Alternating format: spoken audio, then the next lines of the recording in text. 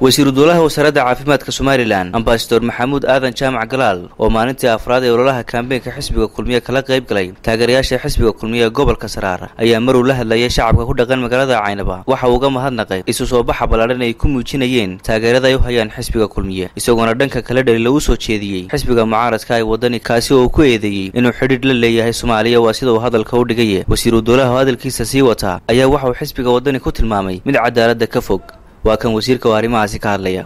waxaan idinku mahadnaqayaa sida balaaran ee aad u soo baxdeen aad taageeradiina u muujiseen meel kastaba magaalada calan kulmiyaaba ka taagan iyo aad baan idinku hambalyaynayaa waxa aan la hadlayaa maaha Caynabo oo la hadli maayo waxaan la hadlayaa shacabka jamhuuriyadda Somaliland waxaan idin leeyahay 2 wiig iyaa inooga hadhay maalintii aynu dooranaynay hoggaanka qarankan hoggaamin doona insha Allah bismillaahi kariim shacabka waa fursad dahabiya waxa wax kastaba ka muhiimsan inaad maalintaas samirtaan isuruurisaan codkiinana dhiibtaan uguna ridaan xisbiga kulmiye iyo murashaxiisa Mujaahid Muuse Biixi Cabdi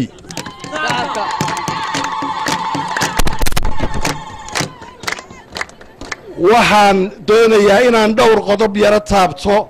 asxaabta qaranka iyo 3 xisbiba waxay shacabka iyo dadka Somaliland ka mudan yihiin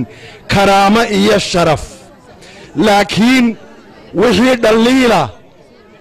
turxaan la'aan iyo la isugu sheegayaa khudbadii maalintii dhaweyto Boorame ee la baxday kala gooye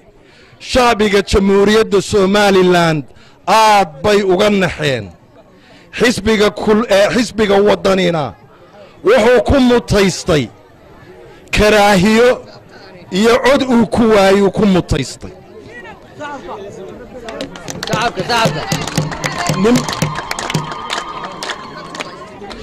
nin aanu saaxiib nahay oo ka mida qabqablayaasha xisbiga wadani yaa wuxuu igu yidhi haddaad xamar soo hadal qaadaan annaguna dagaalkii sokeeyahaanu soo hadal qaadaynaa waxaan ku idhi idinkaa ku waxla haddaad halkaa gaadhaan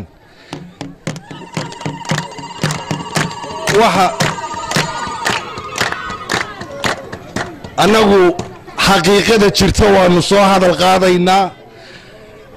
annagoo ka run sheegayna oo aan cidna been ku xujaynaynin waxaanu leenahay xidhiidh la taaban karo oo maragmadoona iyaa ka dhaxeeya xisbiga wadani iyo dawladda federaalka ee Soomaaliya xidhiidhkaasaa ka dhaxeeya waananu caddaynaynaa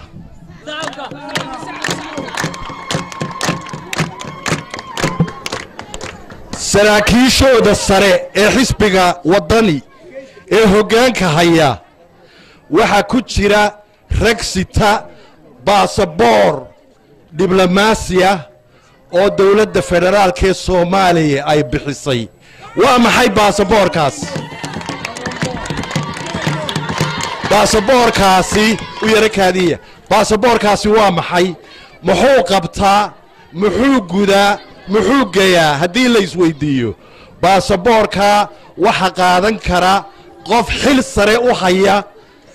dawladda federaalka ee Soomaaliya qof xil sare u haya ama xil dahsoon ha ahaado ama mid muuqda ha ahaado qofkaasuun baa sidan kara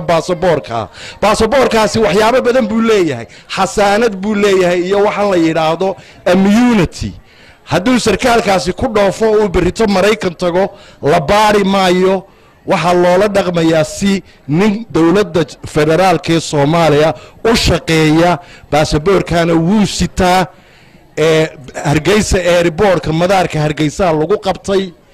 gobonimada dawladdeena iyo waxyaabo badan oo aynu xeerinayno dhaqan ahaan iyuun baan tallaabo looga qaadin laakiin waa maragmadoon ma sidan karo ninaan u shaqaynin dowladda federaalkii baasaboorkeedii mana isticmaali karo waa kaa xidhiidhka aanu soo bandhigaynaa waxa kale aanu sheegaynaa xisbiga waddani waxay ka hadlaan cadaalad waxay ka hadlaan musuq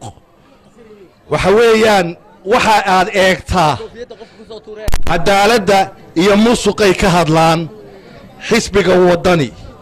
nin haddaad kaba ka tolanayso kabihiisaa la eegaa xisbiga waddani waxa weeyaan nimanka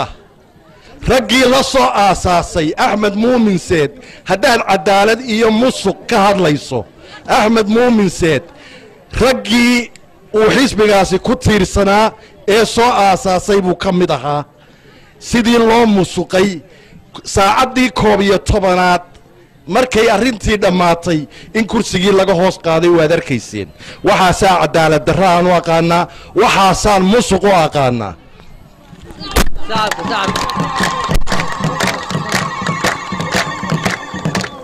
ma ninka gacantiisii midig iyo xisbiga rukumadiisii ilaashan kari waayey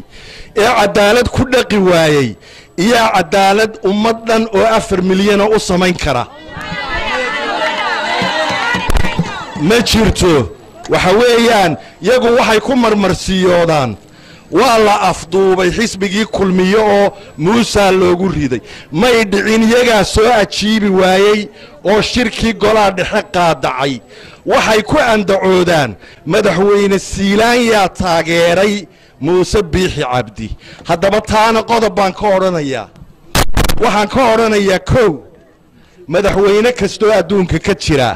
xaq buu u leeyahay inuu taageero murashaxa uu u arko in uu legasigiisii iyo dhaxalkiisii iyo horumarkiisii halkaa ka wadi karo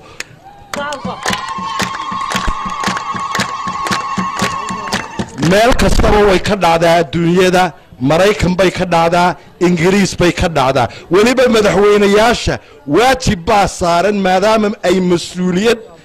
sidaan inay ku ogaadaan qof xilkaa gudan kara oo ay kaga tagaan muwaadan ahaan xaq buu u leeyahay